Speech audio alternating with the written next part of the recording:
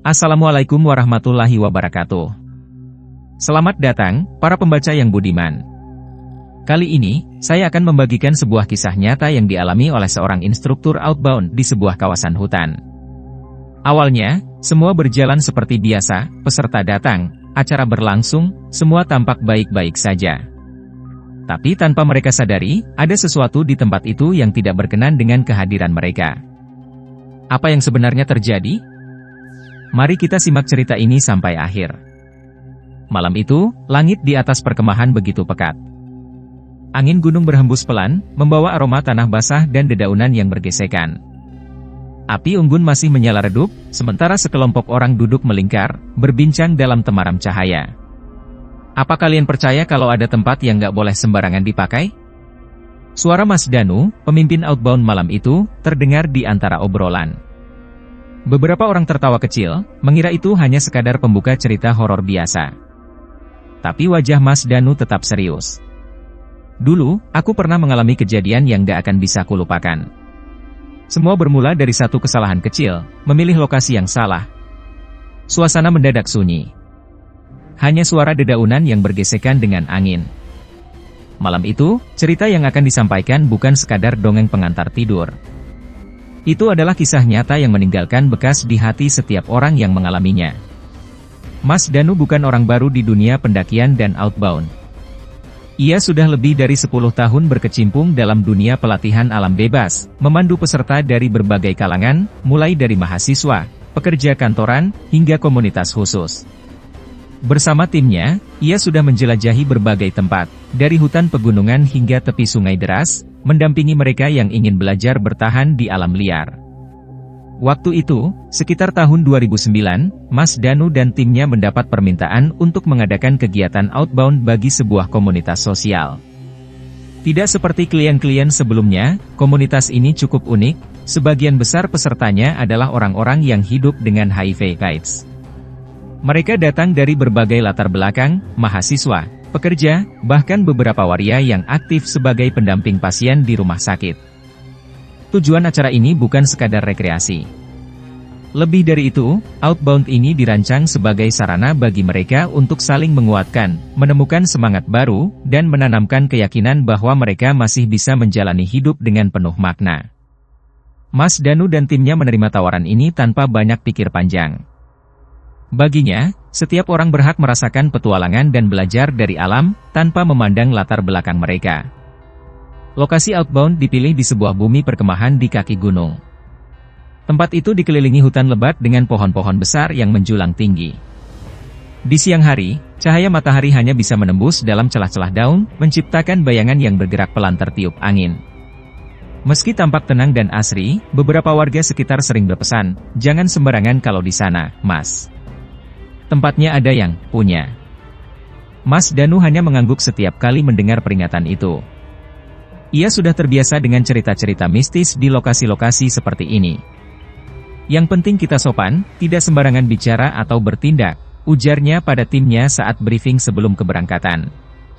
Saat timnya tiba di lokasi untuk survei awal, semuanya tampak baik-baik saja. Mereka berkeliling mencari titik terbaik untuk berbagai kegiatan, dari sesi pelatihan hingga permainan outbound seperti Flying Fox. Namun, ada satu tempat yang menarik perhatian Mas Danu. Sebuah lahan terbuka di dekat bangunan tua yang sudah lama terbengkalai. Bangunan itu dulunya kamar mandi umum, tapi sekarang penuh lumut dan hampir tertutup semak belukar. "Jangan pakai area itu," ujar seorang pria tua yang sejak tadi menemani mereka. Ia adalah penjaga bumi perkemahan, sudah tinggal di sana lebih dari 20 tahun. Mas Danu menoleh, sedikit heran. "Kenapa, Pak?" Orang tua itu tak langsung menjawab. Ia hanya menghela napas dan menggeleng. "Pokoknya jangan, Mas. Kalau mau Flying Fox, cari tempat lain saja." Mas Danu mengangguk, meski dalam hati ia masih bertanya-tanya. Ia bukan tipe orang yang mudah percaya pada hal-hal gaib, tapi juga bukan orang yang suka menantang sesuatu yang tak terlihat. Namun, saat berdiskusi dengan tim, satu masalah muncul, hanya area di dekat bangunan tua itu yang paling cocok untuk pemasangan Flying Fox. Letaknya strategis, memiliki pohon besar yang kokoh untuk jalur luncur, dan permukaannya cukup rata untuk tempat persiapan peserta. Setelah mempertimbangkan segala aspek teknis dan keamanan, akhirnya diputuskan, Flying Fox akan dipasang di sana. Keputusan yang nanti akan mereka sesali. Sebelum lanjut, pastikan sudah subscribe supaya tidak ketinggalan kisah-kisah menarik berikutnya. Hari pelaksanaan outbound akhirnya tiba. Peserta mulai berdatangan sejak Jumat sore, sebagian besar datang dengan wajah penuh semangat, meskipun beberapa terlihat canggung, mungkin karena belum terbiasa dengan kegiatan alam terbuka. Malam pertama berlangsung lancar. Ada sesi perkenalan, berbagi cerita, dan diskusi motivasi yang dipandu oleh beberapa anggota komunitas. Mas Danu melihat bagaimana sebagian peserta mulai merasa nyaman, tertawa, dan bahkan ada yang terharu saat mendengar cerita teman-teman mereka yang sudah lebih dulu menghadapi kenyataan hidup dengan HIV/AIDS. Keesokan harinya, setelah sarapan, kegiatan utama dimulai. Tim Mas Danu membagi peserta dalam beberapa kelompok untuk mengikuti tantangan outbound seperti permainan kerja sama tim, tantangan fisik, dan tentu saja, Flying Fox, acara yang paling ditunggu-tunggu. Flying Fox ini dirancang agar peserta bisa merasakan sensasi meluncur dari atas pohon, menikmati pemandangan hutan dari ketinggian, dan mengalahkan rasa takut mereka. Jalur sudah dipasang sehari sebelumnya, diuji coba oleh tim, dan dinyatakan aman. Namun, sejak pagi, ada sesuatu yang terasa janggal. Beberapa peserta dan panitia melaporkan hal-hal aneh yang mereka alami semalam. Ada yang mengaku mendengar suara langkah kaki di sekitar tenda mereka, meski saat dicek, tak ada siapapun. Ada juga yang merasa seperti diawasi dari dalam hutan. Salah satu peserta, seorang pria bernama Joko, bahkan mengaku melihat sosok perempuan berbaju putih berdiri di dekat bangunan tua yang dilarang digunakan. Aku pikir itu peserta lain, katanya dengan wajah pucat. Tapi pas aku panggil, dia nggak menoleh. Lalu tiba-tiba hilang begitu saja. Mas Danu berusaha menenangkan mereka. Mungkin kalian capek. Kadang kalau sudah lelah, imajinasi bisa bermain. Meski begitu, firasat tidak enak mulai muncul di benaknya. Tepat sebelum Flying Fox dimulai, tim teknis melakukan pengecekan ulang pada semua perlengkapan. Tali baja utama dicek, karabiner diperiksa, dan harness dipastikan terpasang dengan benar. Semua dalam kondisi baik. Peserta pertama meluncur tanpa masalah. Begitu pula dengan peserta kedua, ketiga, dan seterusnya.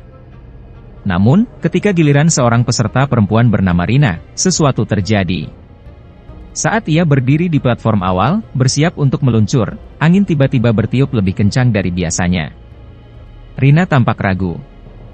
"Mas, aku kok jadi nggak enak perasaan," katanya lirih. Mas Danu tersenyum meyakinkan. "Tenang saja, Mbak Rina. Semua aman.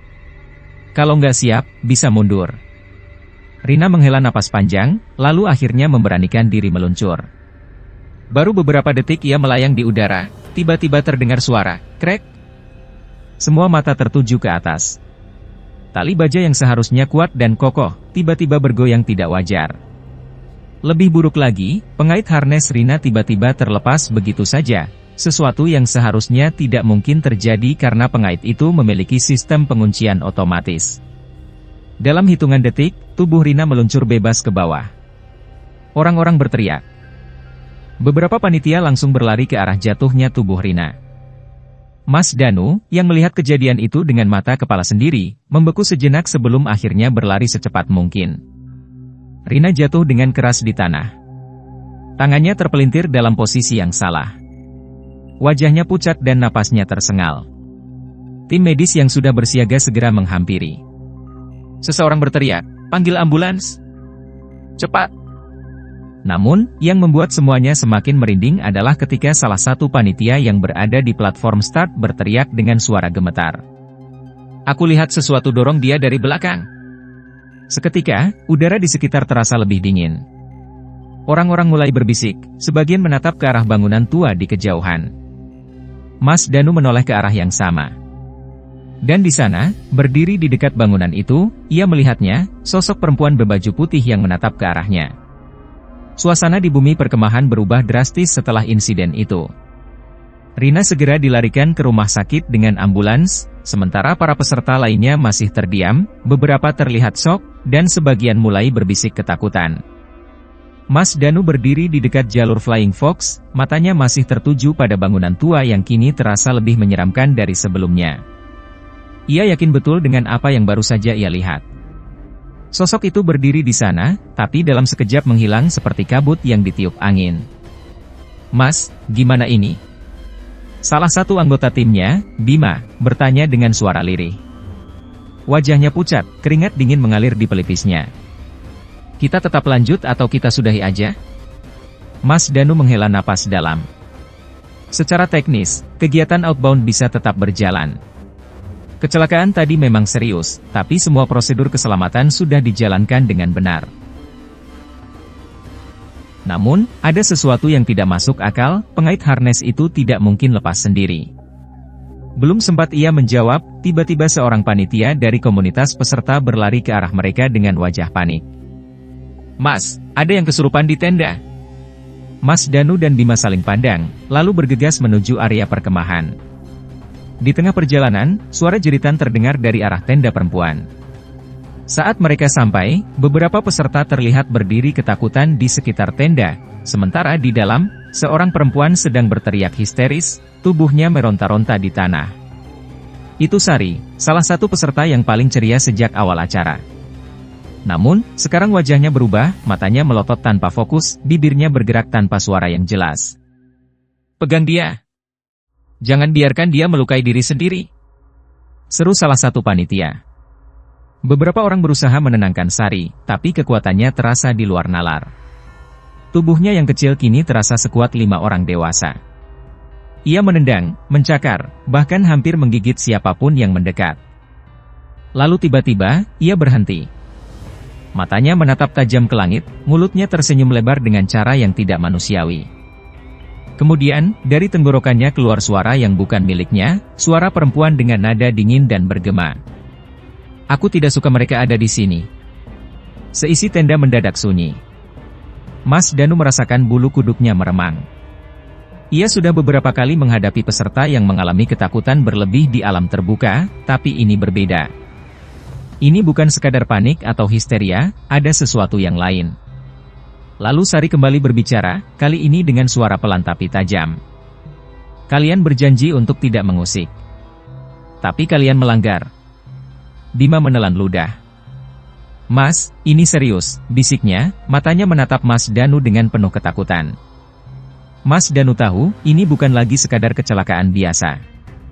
Sari tiba-tiba tertawa pelan, lalu suaranya semakin keras, semakin melengking, hingga terdengar seperti jeritan yang menggema di seluruh perkemahan. Lalu, secepat datangnya, ia pingsan begitu saja. Suasana di sekitar mereka hening. Hanya suara angin yang berhembus pelan di antara pepohonan. Beberapa peserta mulai menangis ketakutan, yang lain memilih berdiam diri dengan wajah pucat. Tim medis segera menangani Sari, yang kini tertidur dengan napas memburu, seakan baru saja melewati sesuatu yang sangat melelahkan. "Mas, kita harus cari Pak Mulyo," kata Bima akhirnya. Pak Mulyo adalah penjaga bumi perkemahan yang sejak awal sudah memperingatkan mereka untuk tidak menggunakan area dekat bangunan tua itu. Mas Danu mengangguk. "Ayo." Tanpa membuang waktu, mereka segera pergi mencari pria tua itu. Namun, begitu mereka tiba di pondoknya, Pak Mulyo tidak ada di tempat. Pondok kayunya kosong, lampu minyak di dalamnya masih menyala redup, tapi tidak ada tanda-tanda keberadaannya. Mereka mencoba bertanya ke warga sekitar, tapi jawaban yang mereka dapat justru semakin membuat bulu kuduk berdiri. "Saya lihat Pak Mulyo tadi sore jalan ke arah hutan di belakang bangunan tua itu," kata seorang warga. "Tapi aneh, sampai sekarang belum balik.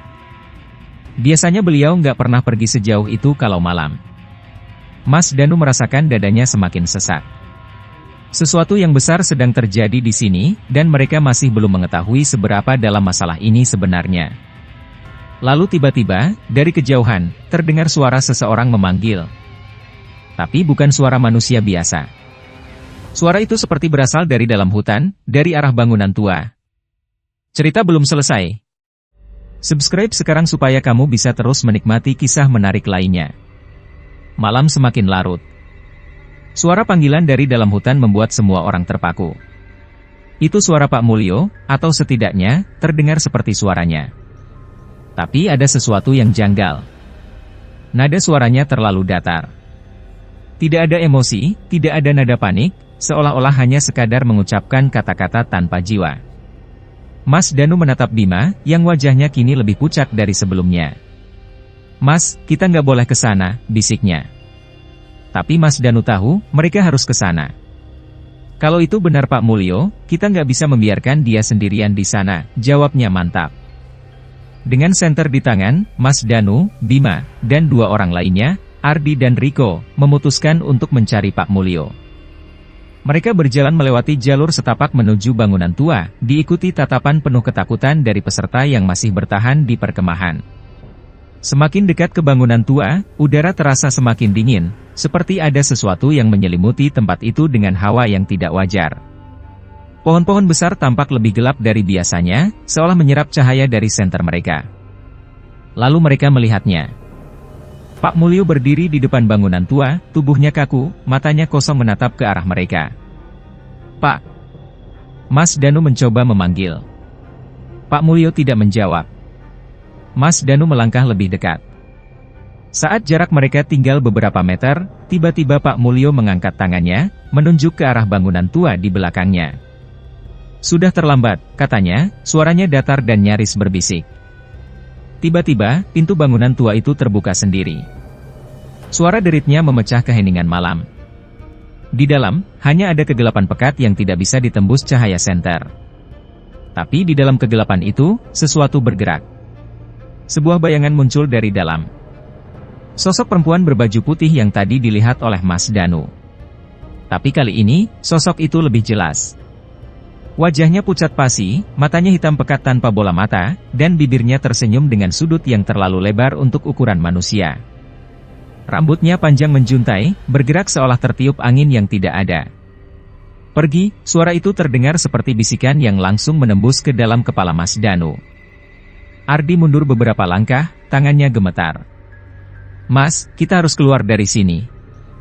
Tapi tiba-tiba, angin berhembus sangat kencang, lebih kencang dari sebelumnya. Dedawan dan ranting-ranting beterbangan, membuat pandangan mereka kabur. Lalu, dari dalam bangunan, sosok itu melangkah keluar.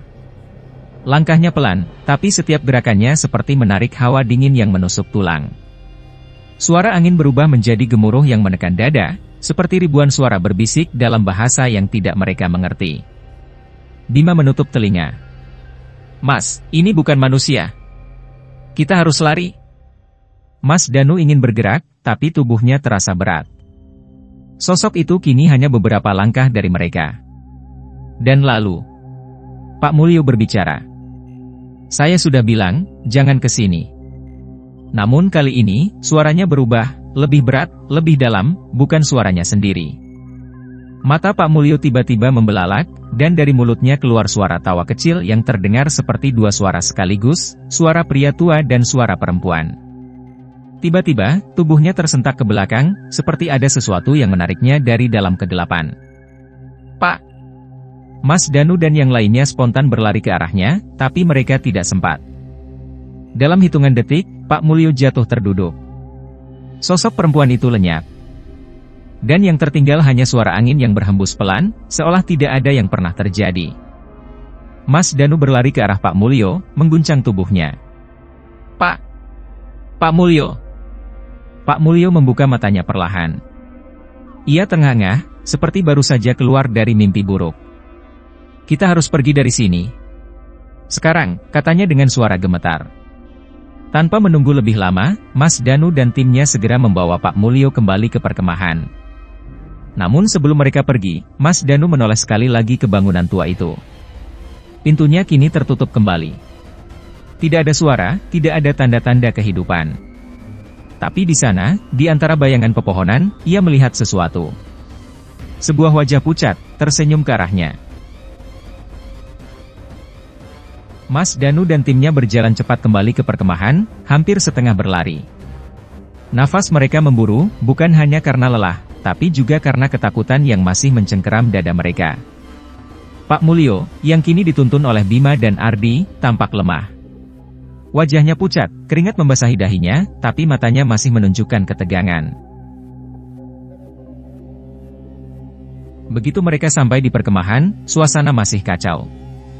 Beberapa peserta yang lebih peka terhadap kejadian mistis terus menunduk sambil menggenggam dada mereka, seolah merasakan sesuatu yang menekan.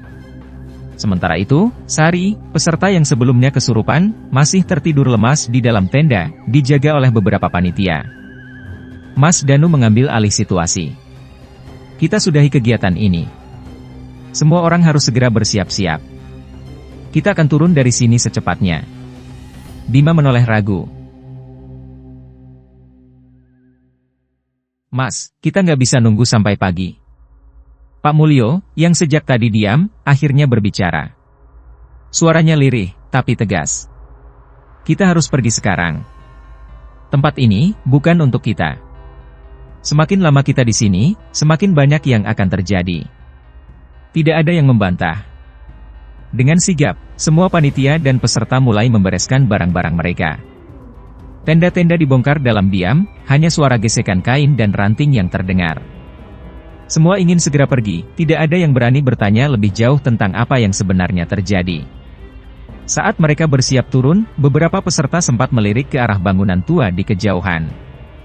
Tidak ada yang berani mendekat, tapi semuanya tahu, ada sesuatu di sana yang masih mengawasi mereka. Mereka mulai berjalan dalam kelompok besar, dipimpin oleh Mas Danu dan tim Outbound. Perjalanan turun terasa lebih panjang dari biasanya. Hutan yang biasanya terasa damai kini tampak lebih suram, seolah ada mata tak terlihat yang terus mengikuti langkah mereka. Lalu, tanpa peringatan, Pak Mulyo tiba-tiba berhenti. Matanya menatap tajam ke jalan setapak di depan mereka. Ada apa, Pak? Tanya Mas Danu pelan. Pak Mulyo tidak langsung menjawab. Ia mengangkat tangan, memberi isyarat agar semuanya tetap diam. Suasana semakin mencekam. Lalu, dari kejauhan, terdengar suara langkah kaki. Langkah itu terdengar ringan, pelan, seperti seseorang yang berjalan tanpa alas kaki di atas tanah lembab. Mas Danu merasakan bulu kuduknya berdiri. Ia menoleh ke arah Bima, yang wajahnya semakin pucat. Langkah kaki itu semakin dekat. Lalu, terhenti. Sejenak, keheningan menyelimuti mereka. Hanya suara napas tertahan yang terdengar di antara peserta. Pak Mulyo akhirnya menghela napas panjang, lalu berbisik, jangan menoleh ke belakang. Tetap jalan. Tidak ada yang berani bertanya. Mereka mengikuti perintahnya, berjalan dengan langkah lebih cepat. Mas Danu sendiri bisa merasakan sesuatu yang berat di udara, seperti ada sesuatu yang berdiri tepat di belakang mereka. Mereka terus berjalan, hingga akhirnya, perlahan, suasana berubah. Udara yang sebelumnya dingin dan menekan mulai terasa lebih ringan. Cahaya matahari yang mulai muncul di ufuk timur memberi kehangatan yang seolah menenangkan hati. Dan akhirnya, setelah perjalanan yang terasa seperti selamanya, mereka keluar dari hutan. Begitu tiba di tempat parkir kendaraan yang akan membawa mereka pulang, suasana baru terasa benar-benar lega. Beberapa peserta langsung terduduk di tanah, menghela napas dalam-dalam. Beberapa yang lain bahkan menangis pelan, melepaskan ketegangan yang sejak tadi mereka pendam. Mas Danu berdiri, menatap kembali ke arah hutan. Pepohonan masih bergoyang pelan, seolah mengucapkan salam perpisahan. Namun, di kejauhan, di antara bayangan pohon-pohon besar, ada sesuatu yang berdiri diam. Sebuah sosok samar berbaju putih, menatap mereka dari kejauhan. Mas Danu tidak berkata apa-apa. Ia hanya menarik napas dalam, lalu berbalik dan melangkah menuju mobil. Mereka berhasil keluar dari sana. Tapi di dalam hatinya, ia tahu, mereka tidak akan pernah benar-benar lepas dari tempat itu. Kalau suka cerita ini, jangan lupa subscribe dulu ya, supaya selalu update dengan cerita-cerita lainnya. Hari-hari berlalu sejak kejadian di perkemahan itu, tapi bayang-bayangnya masih tertinggal dalam ingatan Mas Danu dan timnya. Rina, peserta yang mengalami kecelakaan di Flying Fox, akhirnya pulih setelah menjalani operasi di rumah sakit. Namun, yang mengherankan, saat dokter memeriksa kembali pengait harnes yang seharusnya menahannya, mereka tidak menemukan cacat atau kerusakan sedikit pun. Itu seharusnya tidak mungkin terlepas dengan sendirinya, kata salah satu teknisi peralatan yang mengecek alat-alat mereka setelah kejadian itu. Mekanismenya otomatis mengunci, dan butuh tenaga cukup besar untuk melepaskannya secara manual. Tapi Mas Danu dan timnya sudah tahu jawabannya. Bukan tangan manusia yang melepasnya. Sari, peserta yang kesurupan malam itu, tidak banyak bicara setelah kejadian tersebut. Namun sebelum pulang, ia sempat menemui Mas Danu. "Mas," suaranya pelan, hampir berbisik. "Aku masih ingat, apa yang terjadi waktu itu." Mas Danu menatapnya penuh perhatian. "Dia, bukan hanya marah karena kita ada di sana. Tapi karena, kita melupakan sesuatu," lanjut Sari, menggigit bibirnya. "Ada aturan tak tertulis yang sudah lama ada di tempat itu. Tapi kita datang, bermain, tertawa, dan lupa untuk meminta izin." Mas Danu terdiam. Ia ingat peringatan Pak Mulyo, ingat betapa ia sendiri meremehkan firasat yang sempat ia rasakan sejak awal. Malam itu, sebelum ia tidur, Mas Danu memeriksa kembali dokumentasi video yang sempat direkam selama kegiatan. Saat memutar ulang rekaman saat insiden Flying Fox, sesuatu menarik perhatiannya. Di rekaman itu, ketika Rina baru akan meluncur, sesaat sebelum pengait harnesnya terlepas, terlihat bayangan samar berdiri di belakangnya. Sebuah sosok putih, dengan rambut panjang menutupi wajahnya. Namun yang paling membuat Mas Danu merinding adalah detik terakhir sebelum Rina jatuh. Sosok itu tampak mengulurkan tangan. Dan saat ia pos rekaman tepat pada saat itu, ada senyuman tipis di wajah sosok tersebut. Dengan napas berat, Mas Danu mematikan laptopnya. Ia menyandarkan tubuhnya ke kursi, menatap langit-langit dengan perasaan yang sulit dijelaskan. Sejak kejadian itu, ia dan timnya tidak pernah lagi memilih lokasi perkemahan tanpa meminta izin terlebih dahulu. Bukan hanya kepada pengelola tempat, tapi juga kepada mereka yang tidak terlihat. Dan hingga hari ini, setiap kali ia mendengar suara angin berdesir saat sendirian di alam terbuka, Mas Danu selalu bertanya dalam hati, apakah dia masih mengawasi? Demikianlah kisah ini berakhir. Semoga cerita ini menjadi pengingat bagi kita semua bahwa setiap tempat memiliki aturan dan penghuninya sendiri. Jangan pernah mengabaikan peringatan, dan selalu bersikap sopan saat berada di tempat baru. Jika ada sesuatu yang terasa janggal, lebih baik berhati-hati daripada menyesal. Tetap waspada, dan semoga kita semua selalu dalam lindungannya. Wassalamualaikum warahmatullahi wabarakatuh.